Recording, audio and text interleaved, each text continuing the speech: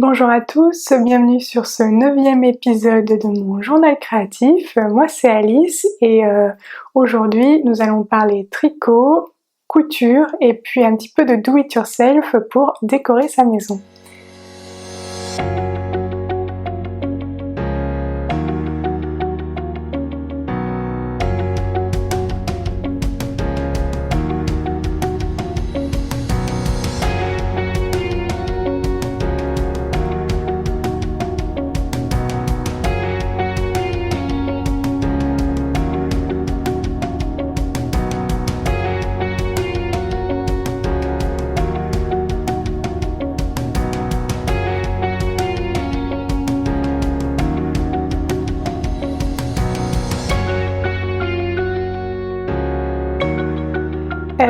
Pour commencer, j'espère que vous allez bien, que vous êtes en bonne santé, que vous avez le moral pendant cette période un peu particulière de confinement. De notre côté, ça va bien, on vit le confinement relativement bien. Mon activité professionnelle est un peu ralentie, donc ça me permet de m'occuper de l'école pour mon fils et puis des activités. Donc vous ne le savez peut-être pas, mais donc j'ai un petit garçon de 4 ans et demi, et donc en termes d'autonomie, que ce soit pour l'école ou les jeux en général, à cet âge-là, il ne peut pas jouer tout seul pendant 7 heures pendant que je travaille, donc finalement ce ralentissement de l'activité de l'entreprise pour laquelle je travaille me facilite l'organisation dans la maison. Et puis sinon j'arrive très bien à m'occuper. On a la chance, quand on est adepte des loisirs créatifs, de pouvoir toujours trouver le moyen de s'occuper entre le tricot, les perles, un petit peu de jardinage également. On avait des petites graines en stock des années passées, donc on a commencé à faire nos semis pour pouvoir avoir quelques légumes dans le jardin dans quelques mois.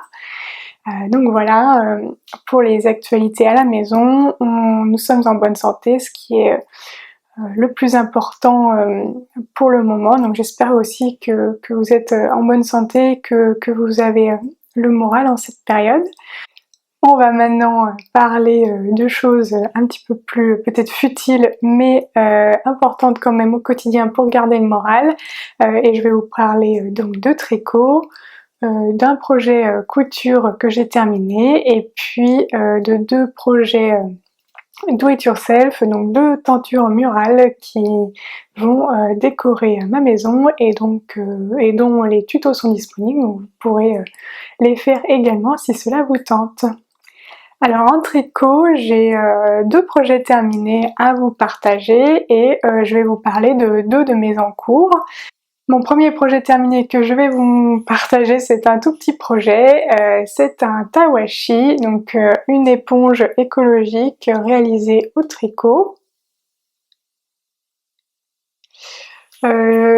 J'utilise des tawashi pour faire la vaisselle depuis quelques années déjà. Sur mon blog, je pense que le premier article de tawashi date de au moins peut-être les débuts de mon blog, peut-être 4-5 ans. Donc j'en ai plusieurs modèles. Personnellement, je les fais au tricot, mais ils peuvent se réaliser au crochet également, ou en les tissant, ce qui est une méthode bien plus rapide que celle-ci, mais j'aime bien pouvoir tricoter mes tawashi, donc j'utilise cette méthode. J'ai différents modèles que j'utilise. Celui-ci, c'est le plus simple à réaliser quand on débute au tricot, parce qu'il n'y a pas d'augmentation ni de diminution. Il s'agit simplement de mailles en droit et de mailles envers, donc il est assez simple à réaliser. La particularité de ce tawashi, c'est qu'il se noue, donc on crée une grande bande de tricot et on le noue grâce à une petite méthode de pliage de cette bande de tricot. Donc si vous êtes intéressé pour réaliser vous aussi un tawashi, je vous mets le tuto vidéo que j'ai filmé récemment dans le petit i. Donc ça m'a été pas mal demandé depuis que j'ai mis en ligne l'article sur le blog. Cette vidéo m'a été pas mal demandée, surtout pour la partie nœud, parce que pour le tricot c'est assez simple, mais la partie nœud c'est un peu compliqué à expliquer en images, et donc la vidéo était, on va dire, plus qu'attendue par celles et ceux qui ont déjà tricoté ou qui envisagent de tricoter ce tawashi. Donc j'ai tricoté ce tawashi en utilisant des pelotes de mon stage. C'est du coton. Le premier, c'est du coton recyclé que j'ai acheté il y a quelques années. C'est du coton recyclé, c'est la gamme Rosario Scat. C'est une marque portugaise de fil qui propose du coton recyclé. Puis ça, c'est un coton contrastant que j'ai utilisé, je ne sais même plus la marque. C'est du coton que j'avais depuis très très longtemps, pour lequel que j'avais utilisé pour crocheter une balle de préhension, un petit jouet pour mon fils au crochet il y a quelques années, il y a 4 ans également je pense. Ça fait un moment que j'ai ces pelotes dans mon stage. Ce coton, à la base, je l'avais acheté pour me tricoter un pull il y a aussi quelques années, mais le rendu était pas du tout au niveau de ce que... ça ne rendait pas du tout ce que je souhaitais, donc je ne l'ai pas terminé. Et du coup, j'utilise progressivement la laine, le fil les 4-5 pelotes de fil que j'ai comme ça pour me faire soit des tawashi ou d'autres projets. Donc voilà pour mon premier projet terminé au tricot. Donc c'est un tout petit projet, mais tout de même un projet terminé. Le deuxième projet terminé que j'ai à vous montrer est un peu plus conséquent. Il s'agit de mon MAI Cardigan de We Are Knitters.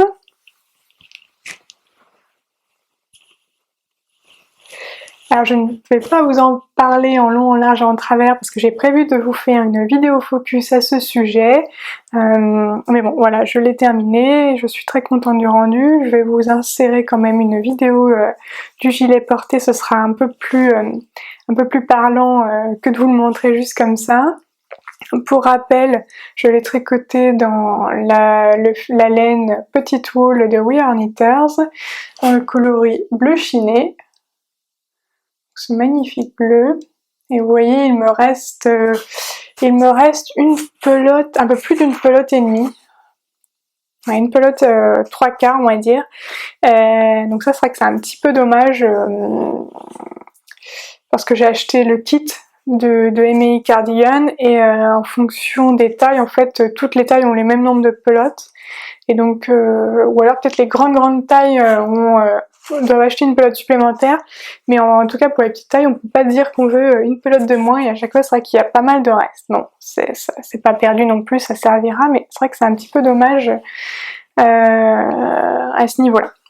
Mais bon, sinon le kit est très très bien, les explications sont claires. Alors moi, comme vous le savez, j'ai choisi de changer un peu la construction de ce gilet pour ne pas avoir à faire de couture. Donc ce sera le contenu de la vidéo spéciale sur ce MAI Cardigan. Je vous montre comment j'ai réalisé afin que vous puissiez vous aussi vous lancer dans ce tricot, un autre tricot d'un gilet qui est en différentes pièces pour pouvoir l'adapter et le tricoter en un seul morceau. En termes de modification, la seule chose que j'ai modifiée, il y a 2 choses que j'ai modifiées sur ce patron. La première, c'est que j'ai fait des diminutions au niveau des poignets pour pouvoir resserrer les manches. Et puis la deuxième diminution, c'est que j'ai creusé un petit peu l'encolure au niveau du dos pour que ce soit un petit peu plus joli, voilà, pour avoir une définition un peu mieux. Donc voilà, sinon je n'ai pas fait de modification. Vous le verrez sur la vidéo portée, je ne l'ai pas fait très loose. Je voulais pas non plus un gilet oversize, donc parce que je sais que c'est pas trop quelque chose qui me va. Je suis assez petite, donc un gilet oversize, je me perds dedans, on va dire. Mais voilà, je suis très contente de la taille que j'ai choisie. Donc j'ai fait la plus petite taille. Et j'ai hâte de le porter. Donc je l'ai fini juste il y a 2 jours et donc je n'ai pas encore eu l'occasion de le porter avec les magnifiques journées que nous avons en ce moment. La température n'est pas trop adaptée à un gilet de cette épaisseur là, mais je compte m'en servir comme veste. À mon avis ces températures ne vont pas durer et donc j'aurai bien l'occasion de le porter un peu comme une veste dans les semaines qui viennent, et puis sinon ce sera à l'hiver prochain. C'est un gilet que j'avais commencé en décembre, que j'ai commencé à l'occasion d'une knitting party We Are Knitters organisée par Barbara de Barbara Craft & Fabrics, et donc c'était un joli moment passé en compagnie de tricoteuses nantaises, et donc ce gilet me rappellera, je pense toujours, cet après-midi sympathique passé dans la knitting party, au moment de cette knitting party, et donc voilà, désormais il est terminé. Donc je ne sentais pas plus que ça pour le moment. J'ai prévu une vidéo dédiée sur ce gilet, là je pense la semaine prochaine ou le week-end d'après. Donc voilà pour mes projets terminés au tricot. Maintenant je vais vous parler de mes 2 projets qui ont avancé depuis la dernière fois. Donc un des projets, je vous en ai déjà parlé, c'est le petit pull lilas de Solennal que j'ai un peu avancé. Et puis le deuxième projet en cours, je vous en parle pour la première fois, c'est un châle que je suis en train de créer, on va dire. Donc ça, voilà, c'est un châle que j'ai démarré depuis la dernière fois, et donc je vais vous parler de ça tout de suite. Donc le premier en cours qui a avancé, donc c'est mon petit pull lilas de Solennal. Donc la dernière fois que j'ai enregistré un épisode, je venais tout juste de le commencer. J'avais, je crois, monté les mailles et puis fait 1 ou 2 rangs. Et donc là, il a un petit peu avancé. Donc pour vous parler un petit peu plus de la construction. Alors, donc on commence par monter des mailles comme j'avais montré la dernière fois, et d'abord on tricote en aller-retour. Donc au début ce n'est pas un tricot circulaire, pour pouvoir créer l'empiècement qui formera le dos, les épaules, et puis surtout le col V. Ce sera un peu comme ça. Alors on voit, pour l'instant c'est un peu difficile à vous montrer le col V, ce sera un peu comme ça.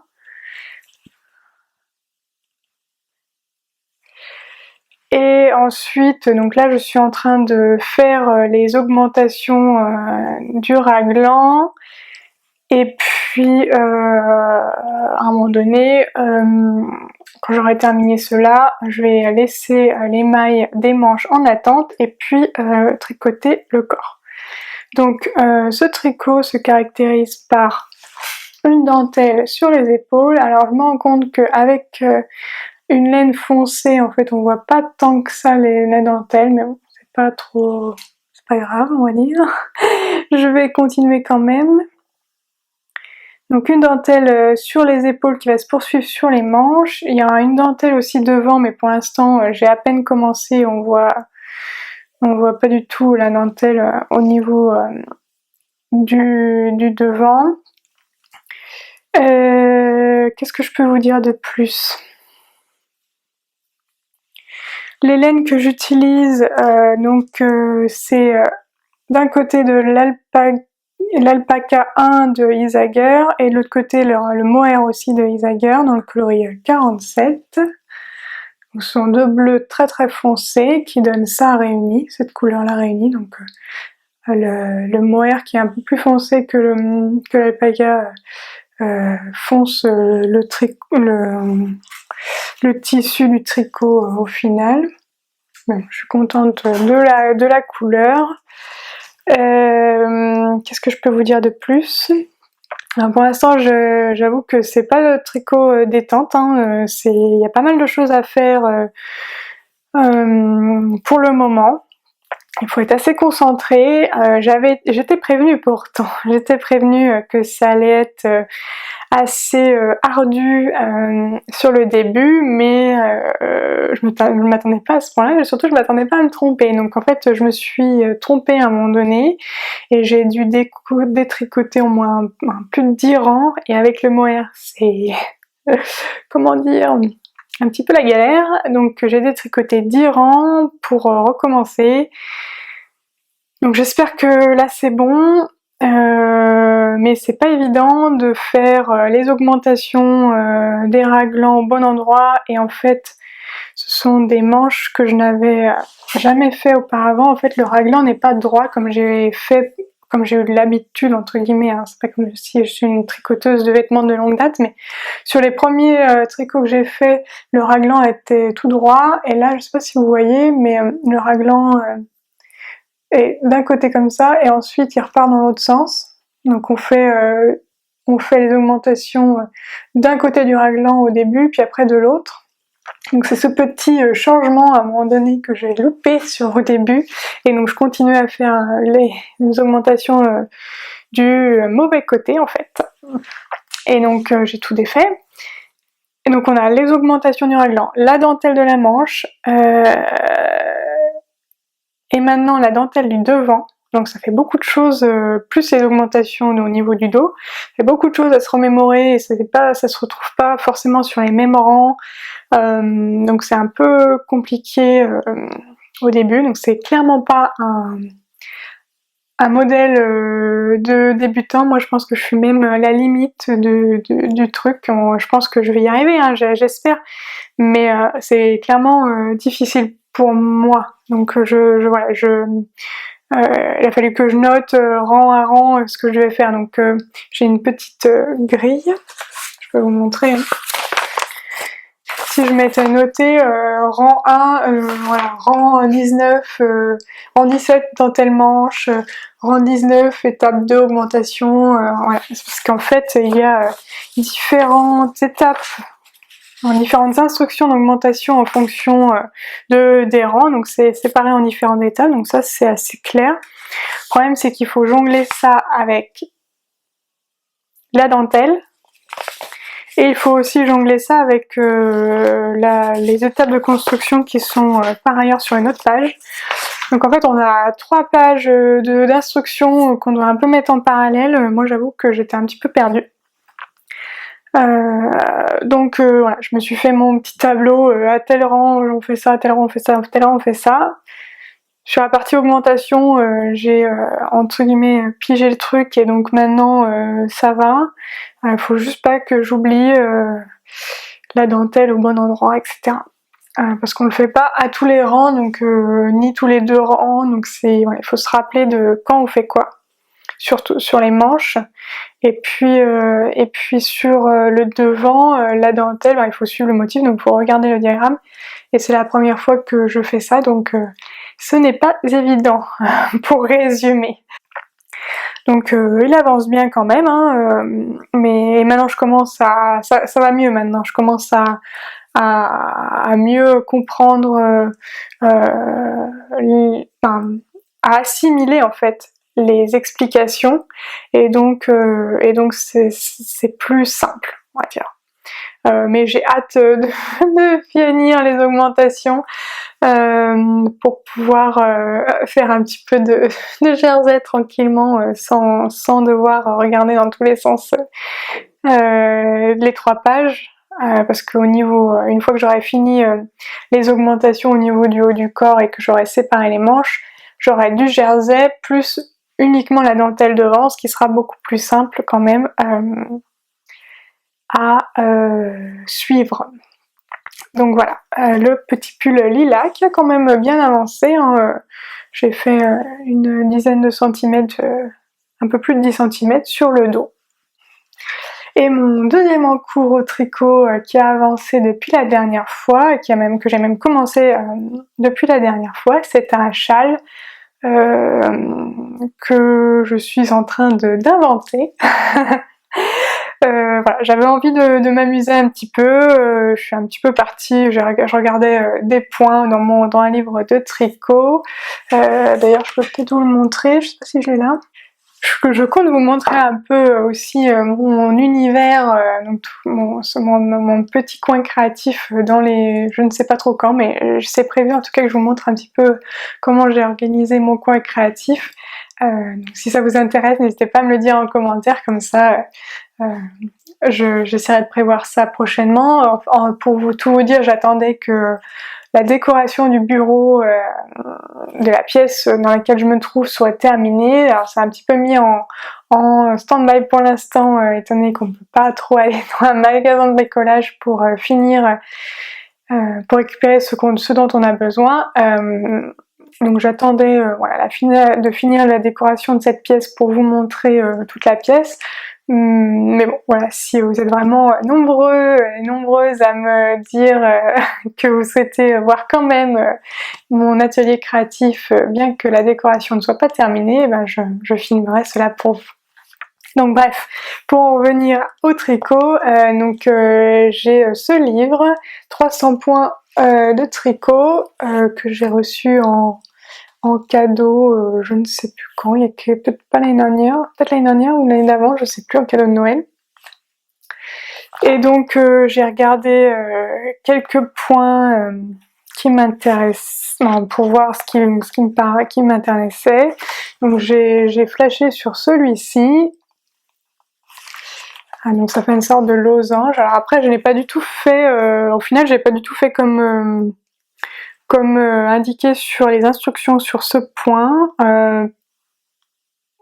Je l'ai, on va dire, simplifié. Et j'ai ajouté un petit détail supplémentaire que je vais vous montrer tout de suite. Pour l'instant il n'est pas très grand, hein. Pour l'instant il est grand comme ça. Qui est assez... ce n'est que le début. Donc il se caractérise par... Donc on commence par la pointe, on augmente de chaque côté et on fait d'abord une bordure au point mousse. Donc il y a une bordure sur le côté au point mousse, je sais pas si je vais réussir à vous montrer. Et puis ensuite on a les losanges et une petite nope. C'était la première fois que je faisais des nopes, je sais pas si je vais réussir à vous montrer. Voilà, là c'est bien. Donc des petites nopes, des losanges, et puis en fait les losanges vont être uniquement en bordure, et puis ensuite tout le centre va être du jersey avec une bande centrale avec des augmentations via des jetés pour pouvoir avoir un châle large mais pas trop profond, parce que je préfère les châles plutôt longs et peu profonds. Donc voilà ce que ça donne pour le moment. Et petite frayeur, hier mon fils a dû s'asseoir ou bref jouer un peu trop sur le canapé. J'avais laissé mon tricot sur le canapé et j'ai cassé mon aiguille Knit Pro. J'ai essayé de la recoller mais pour l'instant j'ai pas essayé de tricoter avec. Donc c'est un peu... J'étais un petit peu triste sur le moment parce que ça voulait dire que je ne pourrais pas continuer ce tricot pendant le confinement si le fait de l'avoir recollé ne fonctionne pas. Parce que je n'ai pas d'autres aiguilles 3,25 chez moi, donc voilà, j'espère que ça va fonctionner. Je vais peut-être renforcer avec du scotch, bref, la débrouille quoi. Parce que je ne peux pas commander, je ne vais pas commander, même si je pense que je pourrais me débrouiller pour trouver je ne vais pas commander d'autres aiguilles quand même pendant cette période. J'essaie de limiter mes achats. J'ai fait quelques commandes j'ai fait une commande chez une teinturière indépendante et puis j'ai fait une commande de tissu, mais j'ai précisé que je souhaitais être livrée après le confinement parce que je considère que ce n'est pas des commandes importantes, voilà, c'est pas de première nécessité et donc je préfère ne pas ne pas surcharger la poste et mettre en danger du monde. Donc c'est mon choix et j'ai précisé que je préfère être livrée après le confinement. Bref, tout ça pour dire que j'espère que le point de colle que j'ai mis sur mon aiguille va tenir et que je vais pouvoir quand même continuer à tricoter ce châle. Et je ne vous ai pas encore parlé de la laine. Donc la laine, c'est du 100% alpaga, donc je suis un petit peu dans ma phase alpaga, que j'ai acheté dans les Vosges il y a quelques années dans une ferme qui élève des alpagas et des lamas. C'est la ferme Le Coucheta à côté de Gérardmer dans les Vosges. J'avais acheté quelques pelotes parce que j'avais vraiment flashé dessus, c'est d'une douceur incroyable. Et ça faisait longtemps que je voulais tricoter quelque chose avec cette laine, mais j'arrivais pas à me décider sur quoi, je trouvais pas forcément de patron adapté. Et en plus, je ne sais pas exactement combien j'ai de mètres, donc c'était un petit peu dur de me projeter sur un patron classique, on va dire, où on nous demande un métrage précis. Et c'est aussi la raison pour laquelle je commence ce patron par la pointe et que ensuite, en gros, c'est un modèle qui permettra de s'adapter à la laine qu'on souhaite, enfin, à la laine qu'on a, c'est-à-dire qu'on peut s'arrêter quand on veut, on peut continuer en longueur, mais on peut aussi s'arrêter. Et comme ça, je vais aller jusqu'au bout de cette laine. Oh, je vois, sauf s'il y en a vraiment trop. J'ai 6 pelotes comme ça. Mais voilà, l'objectif c'est de s'arrêter quand on veut, d'atteindre la longueur qu'on veut, et puis d'aller jusqu'au bout de sa laine sans faire de reste. Donc c'est pour ça que j'ai choisi de la commencer comme ça. Donc voilà pour mes tricots de ces 3 dernières semaines, depuis la dernière fois qu'on s'est vu. Donc l'objectif c'est que j'avance sur ces 2 projets en cours. Alors, sauf si mon aiguille me lâche, et là du coup je me verrai peut-être dans l'obligation de monter un nouveau projet parce que le pull petit lilas est quand même pas adapté à toutes les situations, à tous les humeurs, voilà. Donc quand je suis un peu trop fatiguée ou quand je souhaite tricoter sans trop réfléchir, voilà, il faudra que je trouve un autre projet. Donc si le châle n'est pas possible étant donné le fait que l'aiguille ne tienne pas la charge, mon petit rafistolage d'aiguille ne tienne pas la charge, et bien il faudra que je me trouve un autre projet. On verra ça à ce moment-là. Donc voilà pour la partie tricot. Je vais maintenant vous montrer mon projet couture qui m'a un petit peu occupée ces 3 dernières semaines. Je vous en avais déjà parlé la dernière fois. Il s'agit de la robe Palma de Anna Rose Pattern. Alors j'ai terminé ma robe Palma d'Anna Rose Pattern dans un bleu assez flashy avec des cactus. Alors je vous mettrai une vidéo de la robe portée parce que c'est là, j'ai pas du tout le recul pour vous montrer en détail la robe. Pour vous en dire 2 mots. Alors donc c'est un patron que j'ai acheté et téléchargé, donc la version PDF que j'ai donc collé ensemble, ensuite décalqué les morceaux et puis reporté sur mon tissu. Alors cette étape fut un petit peu fastidieuse parce que je n'ai pas l'habitude de travailler avec des tissus aussi glissants, on va dire. Je ne connais pas du tout le mot technique, mais bon, grosso modo c'est pas un tissu facile à manier, que ce soit pour la découpe ou pour la couture après aussi. Donc la robe est assez simple, je pense que c'est une robe faite dans plus pour débutants. Alors après par contre les explications sont assez minimalistes et tiennent vraiment sur une page A4. Il y a quand même un schéma pour la ceinture, mais sinon j'avoue que c'est un peu minimaliste par rapport à mon niveau de couture, on va dire. J'aurais aimé un peu plus d'explications, voire même une vidéo aurait pas été mal, aurait été la bienvenue pour sur certains aspects. Mais bon, je m'en suis sortie quand même. Alors les finitions, il va falloir que j'arrive je pense qu'il n'y a que l'expérience qui va me permettre ça, mais au fur et à mesure, j'espère gagner en dextérité qui me permet de faire des plus jolies finitions. Mais bon, je suis quand même contente du résultat. Donc il y a un col levé, il y a des petites manchons là avec justement c'est une des parties sur lesquelles j'ai un petit peu eu des difficultés sur comment faire pour faire cette partie en dessous les bras là pour faire la jointure du revers. J'ai un petit peu fait à ma sauce, bon ça se voit pas trop de toute façon à l'endroit où c'est, mais bon j'aurais bien aimé avoir un peu plus d'explications à ce niveau-là. Ensuite, donc il y a différentes propositions, moi j'ai choisi de faire une ceinture élastiquée, une glissière avec l'élastique à l'intérieur. Et puis ensuite le bas de la jupe arrive au niveau un petit peu au-dessus du genou. Si c'était à refaire, je ferais peut-être quand même la ceinture dans un coloris contrastant.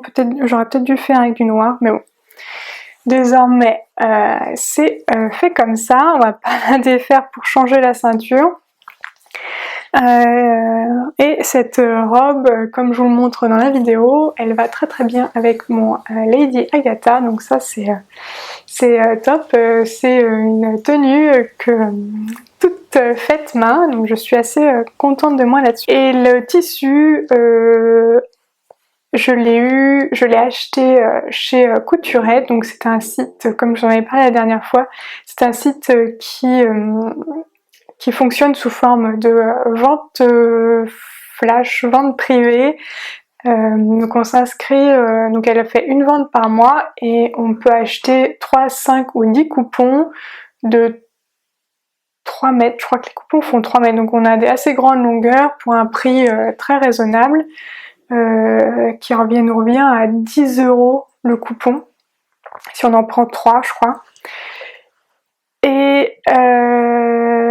Et donc voilà, moi j'avais eu celui-ci, je lui avais dit que j'aimais beaucoup le bleu et donc elle m'avait envoyé celui-ci. J'avais sur cette fois-là, je crois que j'avais fait le coupon surprise et donc c'est elle qui avait choisi les coupons qui m'allaient être envoyés. Donc voilà pour ma robe Palma de Anna Rose Pattern que je suis contente d'avoir réalisé et que j'espère pouvoir profiter cet été. Et sinon, donc en termes de projet couture pour la suite, pour l'instant je n'ai pas encore décidé ce que je vais faire. J'envisage de faire un petit déguisement pour mon fils, mais voilà, pour l'instant je n'ai pas de projet couture à venir de décider. Enfin, pour cette troisième partie, j'ai deux do-it-yourself déco maison à vous montrer. Le premier, je vous en avais parlé la dernière fois, c'est une tenture murale que j'ai réalisée en partenariat avec Perle & Co. Donc il s'agit d'une tenture extrêmement simple à réaliser, que vous pouvez même réaliser avec vos enfants. Parce qu'il y a très très peu de manipulations à faire. Donc je vous mettrai une vidéo de ma tenture murale accrochée dans ma chambre. Le tuto est disponible sur mon blog, je vous mettrai le lien dans l'article de l'épisode. Et la vidéo, elle est sur la chaîne de Perle & Co.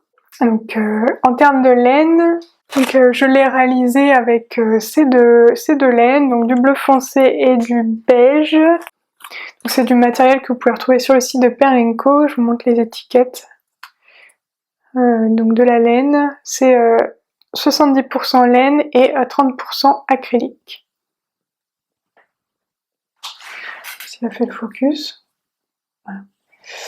Donc voilà les deux laines utilisées. Mais vous pouvez choisir les couleurs que vous voulez, vous pouvez faire unis, vous pouvez faire plus que 2 couleurs, vous faites vraiment ce que vous voulez. Vous avez juste besoin donc de laine, donc de reste de laine, d'un bâton de bois, et puis moi j'ai utilisé aussi du fil doré de Rico Design pour faire les petits tronçons. Vous pouvez faire avec ce que vous avez à la maison bien sûr. La deuxième tenture murale que je voulais vous montrer, que j'ai réalisée la semaine dernière, c'est une tenture murale au point noué. Donc c'est un faux tissage, il n'y a pas du tout de tissage, besoin de notion de tissage, c'est uniquement du point noué avec des franges, donc des points noués avec des grands fils, des fils plus longs, et puis des points noués avec des fils plus courts, qui permettent de donner cet effet. Et puis ensuite on attache le tout à un morceau, on attache la toile de canevas à un morceau de bois pour former notre tenture. Donc si je vous montre derrière, en fait, vous voyez bien qu'il y a de la toile Smyrne pour les adapter au point noué pour pouvoir faire ce projet. Donc c'est un projet au point noué qui change un peu de ce qui se fait habituellement. Moi si vous me suivez depuis quelques temps, depuis plus d'1 an, vous savez que j'ai réalisé un tapis pour mon fils entièrement au point noué qui mesure 1,50 m par 1 m, donc ça c'était un très gros projet qui est extrêmement chronophage, et donc je voulais vous proposer un projet au point noué qui soit plus rapide à faire pour pouvoir voilà, vous inciter à vous lancer dans le point noué, qui soit plus rapide, et puis du coup c'est aussi un projet qui peut être adapté aux enfants, qui les occupera bien 1 ou 2 journées. Moi j'ai mis, je pense que j'ai mis 2-3 heures à le réaliser. Donc voilà, quand je vous dis que c'est beaucoup plus rapide, c'est que moi, mon tapis, j'ai dû mettre 4 mois à le faire. donc voilà, c'est quand même un projet bien plus accessible que pour s'initier au point noué. Et puis aussi, je peux comprendre qu'on n'a pas forcément envie d'un grand tapis dans sa maison hyper poilu. Donc là, c'est plus simple aussi à utiliser au quotidien pour décorer sa maison. Je trouve ça très sympa. J'espère que vous aussi. Et le tuto de cette tenture murale est disponible sur ma chaîne, et je vous le mets en petit également. Et voilà, je vous ai montré donc tous les projets en cours et terminés des dernières semaines. Je reviendrai d'ici 3 semaines, 1 mois en fonction de l'avancée de mes projets et de la durée du confinement avec de nouveaux projets à vous montrer, que ce soit un tricot, peut-être du crochet, de la couture et puis d'autres do it yourself. Merci pour votre soutien et puis pour votre abonnement à ma chaîne. Il y a eu quelques nouveaux parmi nous récemment, donc merci, un grand merci à vous de vous être abonnés. Cela me fait très plaisir que vous me montrez votre soutien par vos abonnements et vos commentaires. Je vous retrouve sur les réseaux sociaux d'ici la prochaine fois pour vous montrer mes projets en cours. Donc n'hésitez pas à me suivre sur Instagram pour voir un petit peu en avant-première ce que je suis en train de réaliser. Si vous souhaitez que je vous fasse une vidéo sur mon atelier créatif, n'hésitez pas à me le demander en commentaire, et vous pouvez me partager en commentaire vos projets qui occupent vos journées en ce moment. Je vous souhaite une bonne santé, de garder le moral, restez chez vous, prenez soin de vous, et puis je vous dis à bientôt pour de nouvelles aventures créatives. Salut!